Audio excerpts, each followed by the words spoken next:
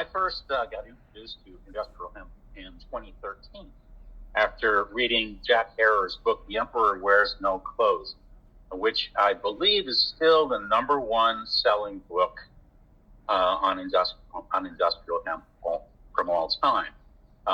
Within this book, so I definitely recommend anybody that's interested in industrial hemp. This is kind of the first primer that you pretty much need to read.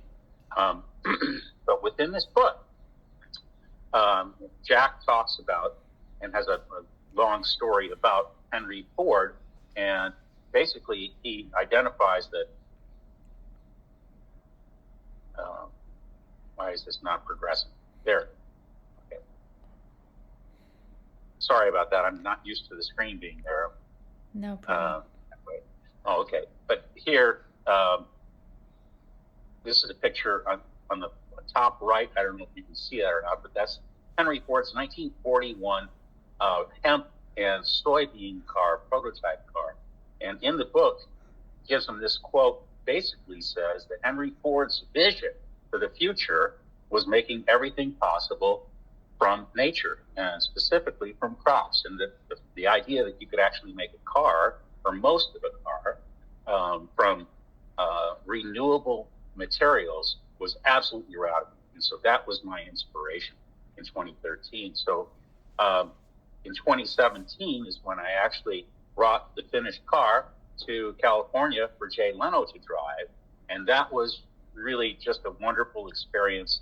Jay was a super guy, kind of took me in as a younger brother or something like that. And kind of told me, hey, Bruce, don't expect to make a lot of money off of this sort of thing because it might be a little ahead of its time. And he was absolutely right. And I didn't expect it to be a barn burner, but it did wake up a lot of people. And I think what we're gonna see in the next couple of years is the idea of using renewable material for car bodies is going to start to take hold. But I'll mention something more about that in the future here. Following that, when we went into the COVID years, I became involved in a small group of folks that got together. We called ourselves Drawdown Hemp, informal group that was dedicated to studying and quantifying hemp's potential to avoid or sequester CO2 on a gigaton scale. We looked at about 20 different applications for hemp and came up with some pretty good numbers. So after that kind of inspired me to say, let's take a look at how hemp can fit into the other solutions in the world of nature. So it's something that I call nature-enabled solutions, which is a little bit different, right, than nature-based solutions. And the question it really asks is, how can we enable Mother Nature and her enable us to help save the planet? Well, give you a stronger definition of this, of nature-enabled solutions. It's those solutions with immediate potential to leverage powerful, underutilized phenomena, natural phenomena, to avoid and sequester billions of tons of CO2 per year. And so our goal in humanity, if you think about this, the most important thing, excuse me, I forgot to turn off my phone. Pardon me.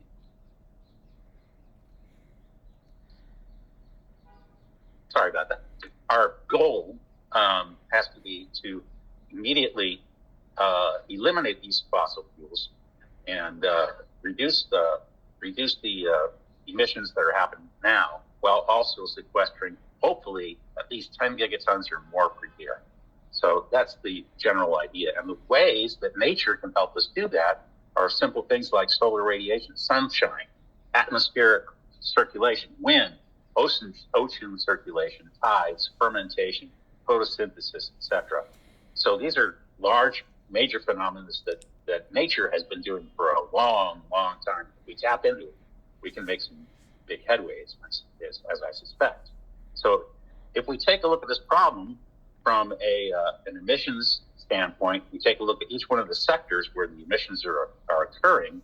Start with electricity. We can see that solar radiation right? Sunshine and atmospheric circulation, wind, are being addressed with solar wind and battery, or SWB. And what's really intriguing about this is that it's become our cheapest form of energy. And so it's going to help us avoid about 15 or 14 gigatons of CO2 equivalent per year. So SWB, yay, we've got that thing covered. And I'm going to tell you about the guy who's making these predictions, because it's not me in the next slide, but that's being covered right now. So we go on over to the transportation sector, and here we see the word enabled again.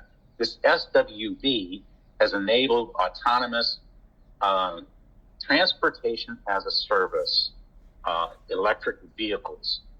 And what that basically means is they're going to be cyber taxis. You're going to hear about that from Elon Musk probably within the next couple of weeks, as a matter of fact. But net, transportation as a service. Pick up your phone, you hail a cab, an EV.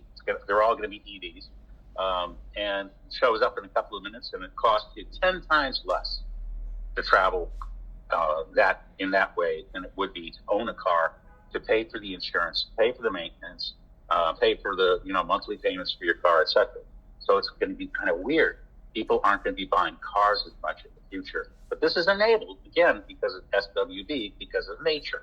And what that's going to do is going to basically, again, save us about 4 gigatons per year in fossil fuels.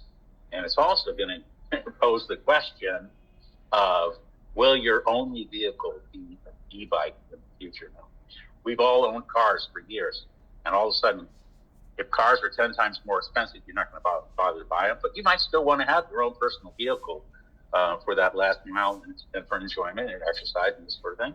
So I'll be talking a little bit more about e-bikes here in a couple of minutes.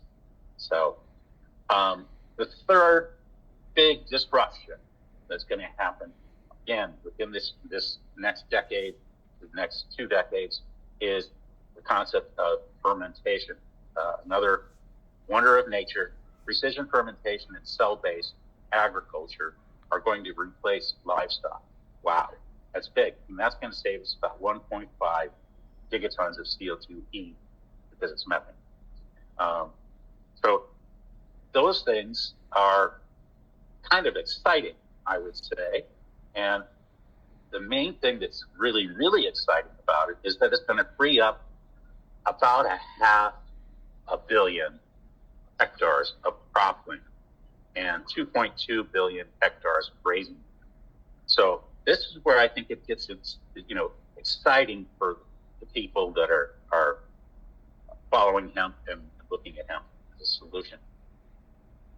All 3 of these disrupting technologies are happening right now, just like the horse, where the car replaced the horse 100 years ago. It only took 13 years.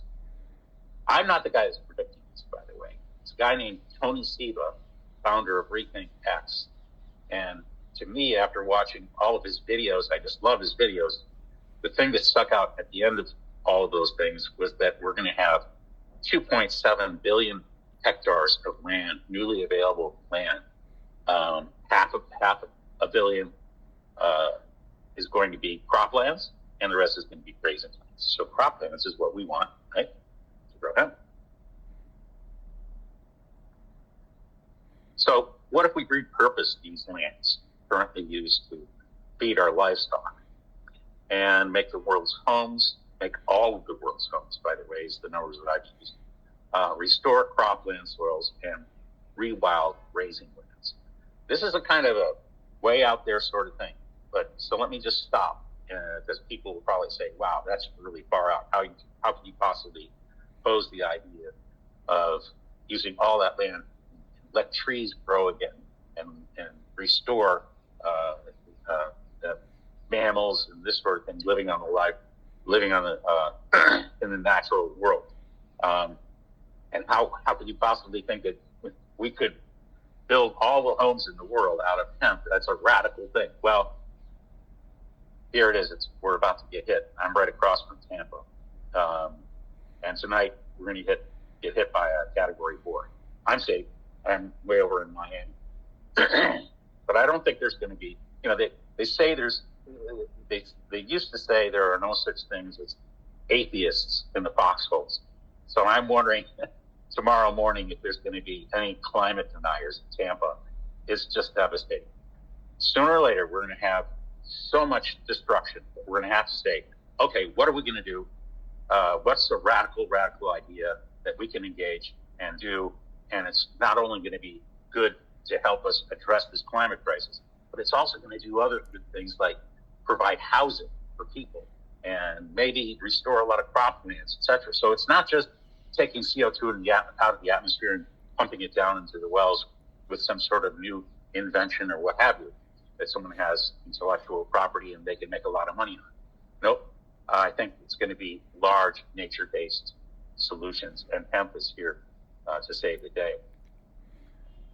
So let's take a look at what some of these things would look like in some of these other sectors if we actually did something like that. So in the forestry, right, sector, agricultural, forestry, and this sort of thing, if we rewilded 2 billion hectares of land, there's several different studies on this, but it ranges anywhere from 5 to 10 gigatons per year would be sequestered. So that's why the numbers are in green, right? So over in the industrial sector, we would have enough hemp herd to build a projected 62 million 62 million homes around the globe per year. And that's from a study that's showing that that's the number that's the forecast for 2028. So it's a little less than that each year up until then.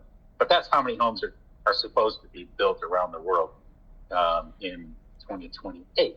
So if we build all those homes with hemp herd, they'd be better insulated, less toxic.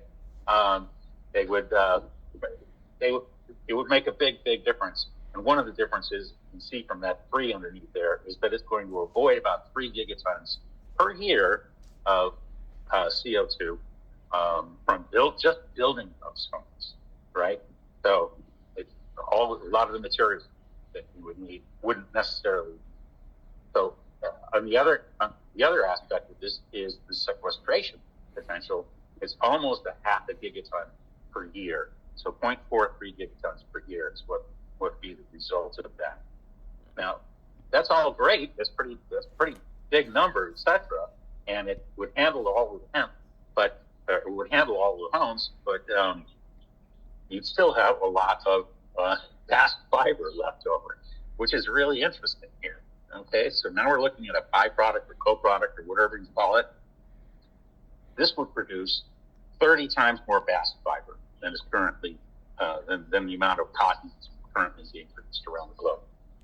Interesting, huh? Yes. So I don't know just yet how much that's going to help in terms of sequestering or avoiding, probably much more avoiding, because cotton, as you know, is very water intensive, and it also, I think, consumes about 25% of all the pesticides that are used around the world.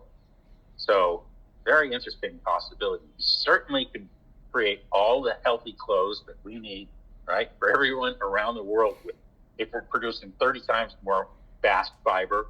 And on top of that, get back to this thing, this concept of bodies for cars and e-bikes and this sort of thing. I think that's where we'll have so much bast fiber, we can probably use it for all of our bodies, etc. I don't have any numbers on that yet. This is an ongoing study that I do pretty much as a hobby, as a passion, but very interesting. So anyway, I'm just go back to that one last thing to give you kind of a conclusion on this. So before we talked about current activities and the major shifts that Tony Siebel was talking about, those added up to about 18 gigatons per year, right? And that's all underway, according to Tony. And Tony is probably the best prognosticator in the world today on this topic. We have that to look forward to. So we're trying to get rid of 66, or we're trying to hit a number of 66 gigatons per year. And he's showing us that we got about 18, if I understand the math correct. But now with this other addition here of using those 2.7 gigatons or 2.7 billion hectares of land, and repurposing them and growing hemp on the cropland sections of that, and rewilding the rest, that's an additional about 15 gigatons per year. So we're almost doubling that number, which is very exciting. So that's my update on my studies and trying to quantify the opportunities for where hemp could make a big impact. But on top of that, I tried to keep it down to 2 projects at a time. This one is developing a product. So coming soon is a hemp flax and e-bike, which does not use carbon fiber. As you probably know, most people probably know, you get most of your bikes in aluminum or carbon fiber. It's common these days. You don't see the same sort of thing on automobiles, by the way, because it's just too expensive. But what most people don't know about aluminum and carbon fiber, especially carbon fiber, is that carbon fiber, to produce carbon fiber, you need intensive amounts of fossil fuel heating. And so subsequently, that block of CO2 that you see behind this e-bike, not my design e-bike, by the way, this is AI generated. I don't know where they came up with it, but that's about how much CO2 at atmospheric pressure that you're dragging around with you all the time. Just after you buy that e-bike and you're feeling, oh, this is wonderful, I've got a carbon fiber e-bike and I'm saving the planet. No, you're not. You're contributing to the problem. So what we're going to see is a reduction in the carbon footprint of e-bikes by about 85%. Yay. And I think that's pretty cool. That gets me going in the morning. So also the features on this bike, I'm designing it with about 2 to 4 times the typical range for an e-bike. And I can do that because the price of batteries keep dropping. Another thing you can learn from Tony Seawood, because he talks about that a lot. His latest stuff is out this morning. The bike is also, as much as possible, make it user upgradable. And again, I encourage everybody to look into Tony Seawood. What he's talking about is that where it comes to automobiles that are going to be purchased in, say, 5 years from now are going to have the ability to last for 1 million miles, right? That's over their lifetimes. Most of us don't drive cars that long, right? And so they're all going to be fleet vehicles, et cetera, and they'll last for 1 million miles. So why shouldn't we have bikes that last for 1 million miles? So we want to make a bike. I'm not saying that it's going to, but that's the direction I think we need to go. Personal vehicles that can last you a long, long time. And if you ever have to pop out the battery, replace the battery, or upgrade the battery, sort of thing, you'd be able to do. So we're going to have a common body for not only an entry-level bike, potentially, but also that same body will be able to hold enough power and enough range and a motor that's strong enough for police use, go up to 50 miles an hour probably. Also be used for last mile delivery, right? And rickshaws, where you need a lot of torque. So you'll be able to upgrade the motor, you'll be able to upgrade the battery on the bike, and you'll hopefully get the last bike that you'll ever have to own, right? So those are nice things to shoot for. Anyway, in conclusion, just want to mention that I think nature is our greatest ally in the fight against climate change. And I'm not the first one to think this way. I think if we all get together and think in these terms, I think we'll be better off in the future. And right now, we have to keep in mind that industrial hemp is nature's gift to us. And we need to put it forward. Absolutely. Thank you so much for the flow of this introduction of the potential of what a difference we can make on a global scale just by using industrial hemp. That's really eye-opening. And I really love how you started out in this journey by really attracting attention, because what people wouldn't think of is just to make a car out of it.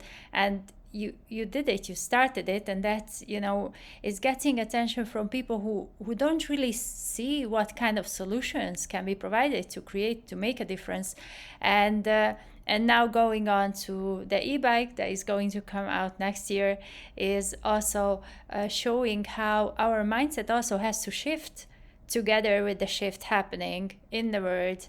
And also our choices are really important here. What are we choosing, and based on what we are making those choices. So that was an amazing introduction, and thank you so much for that. Really appreciate you being here. And for everyone, I would just like you to stay tuned, join in for the next episode of the Hempy Talks. I'm doing my best to bring you interesting stories and introduce you to different kind of industrial hemp innovations to inspire you, to encourage you, and also to educate you. Because by learning about industrial hemp, we can really become aware of the potential it has, and then we can put it to work, as Bruce said. So thank you so much for being here, Bruce. Really appreciate it. Thank you, Dr. Beatrix.